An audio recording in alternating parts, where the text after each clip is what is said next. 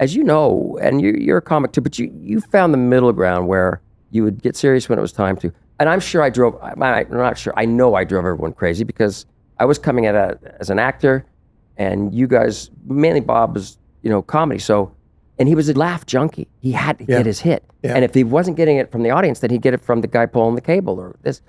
And I've often said this about you, is that, when I started working with you, I didn't know a lot of the technical aspects of working on a set with cameras. Yeah. You would move me in scenes, we would be in scenes, and you would just like very casually just turn me, and I was like, why is he turning me? And then I was like, that's why, because the camera's right there. Well, you were probably upstaging too. Right. Well, you always told me I was upstaging you, but I didn't even know what I was doing. Right. Well, Bob knew. But I learned that from you, because you already knew the technical aspects of working in front of camera, probably from the soaps.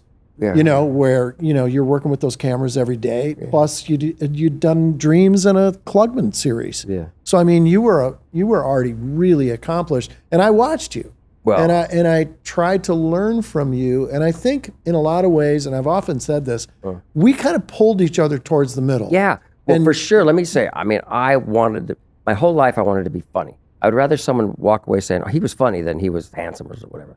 And so, being next to you and Bob, it was a study. And you know how fascinated I am with comics and stand-up, which I could never ever do. The mechanics of it, the math of it, the way you guys use the words and the Rolodex that you. So I walked around studying you guys. I probably didn't tell Bob till later he was a genius, but he was a genius, and so were you. And so yes. So I think it took Bob a little longer to learn from us, I think, but once we got, I talk about it too, is that. I can't remember what season it was, 3 or 4, but your sister had cancer. Bob's sister. He lost both of his sisters. Right, but this was scleroderma, was gay, right? Right, yeah. And my sister then had a brain tumor, and all of a sudden, all bets are off. We needed each other. Yeah. And I think that's when we, all three of us. I mean, you and I were already, connected, but it took that tragic time to really make us, inseparable, and that was it from then on. And so the thing that happened was I got to see you become funnier as well. I mean, your comedic timing got really sharp, and it was those moments where you and I would work on those scenes, those Laverne and Shirley, Perfect Strangers types physicality. There was a lot going on in those, but we would rehearse and rehearse and rehearse. We would. And like you said, if it's not funny in the run through, it's out. Right. Well, one of our first bits, on the pilot, I'm sure you guys talked about it with Jeff, was... Oh, the diaper? Yeah, well, I've been saying this lately, and people take it the wrong way, but, I came in like, we got to do this scene, here's what the heart is, here's what this is, here's what that. And Mary-Kate and Ashley, beautiful, adorable, big blue eyes, with the, screamed like they were being tortured in the middle of this, in this scene, and we couldn't get a word out. But it was so weird, I remember, because we really went back and thought about it. It's like, screaming, we had to loop the whole thing too. Right. Yeah, screaming, and then we'd say our funny lines, scream, and then she'd stop, and Jody would go, "How do you roast the turkey?" Screams from the audience, and then as soon as our funny lines came in, she'd start screaming again. I said, "Get rid of those kids. Get rid of them. I can't. I'm sorry, we can't get through the thing." Well, but bring some other. Let's try some other kids. Then they brought in these other 2 kids. Do you remember the Renteria twins? Was it them? The Renterias? Well, I think they were homely. They weren't attractive kids, I'm sure. Sorry, Renterias. No, it's not the Renterias. Maybe you're handsome. Now. I don't know who the Renterias were, but they brought in 2 kids that were not. I'm sure they turned out to be, but they were very quiet. They didn't do anything, but they were sort of, homely. And I was a homely child too, but I didn't want to be an actor at that point, so it didn't really matter. And then I said, all right, get the Olsen twins back. I think they were just in the dressing room waiting. They made such a big deal. I fired the Olsen. They didn't go far. Can we talk music? I've always been fascinated at what an accomplished drummer you are. And I've probably never really told you, but I've got to see you play with the Beach Boys. And I've never asked you this, but I'm a big fan of drummers. I saw Buddy Rich at the Comedy Store. You did? I saw him play there, and I was just fascinated. I would see him on The Tonight Show, and I would watch Buddy Rich, and I would just say, that's impossible. That is like incredible dexterity and timing and stuff. And you have that, but I've never asked you. But my favorite drummers are Keith Moon from The Who. Yeah, I love Keith Moon. Talked about this. And I love Neil Peart. from Rush. Both dead, by the way. Yeah, I know. But I never asked you, like, who was there drummers who influenced you, like, growing up? Like, I never got a chance to ask you that. And I thought, started off playing jazz, when I was a kid, which I should have stayed with, Buddy Rich and all those guys. I actually sat next to him on a plane once. Buddy Rich? Yeah, it was not much of a story, but it was Jack Klugman. We were coming back from New York. We filmed these the titles to that show, and he was with his girlfriend, and I was by myself, and it was Jack and the girl. And then I saw an empty seat next to this guy with a hat.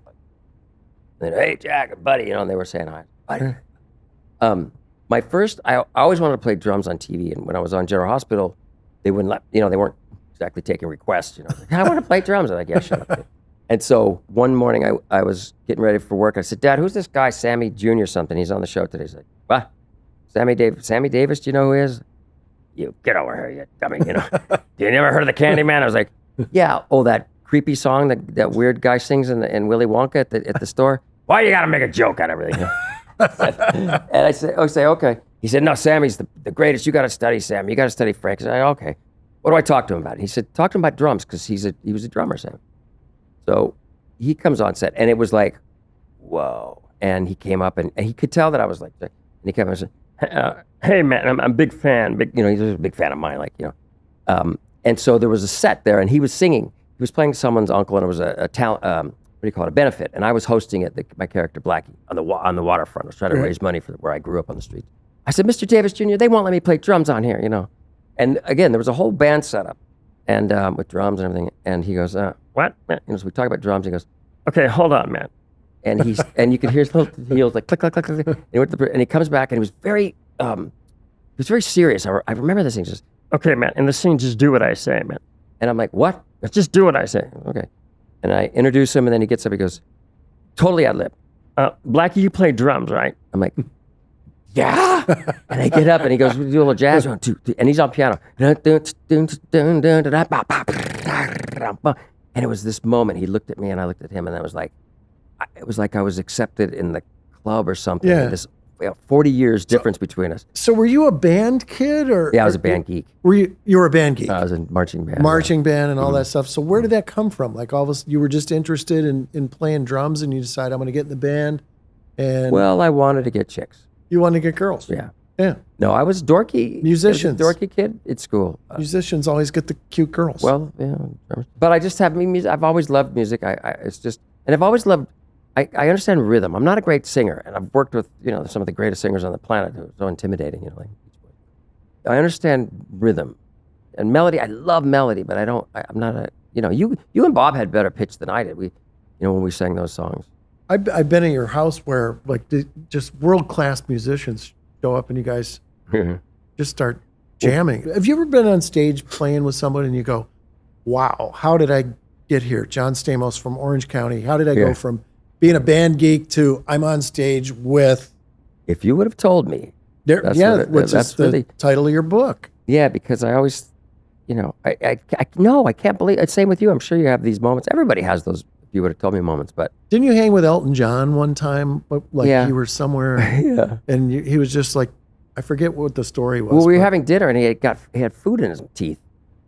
And I'm like looking at it, and I'm looking around at people, and no one's saying anything. I go, Elton, you got something in your teeth. Let me see. Like, thank you for being honest with me.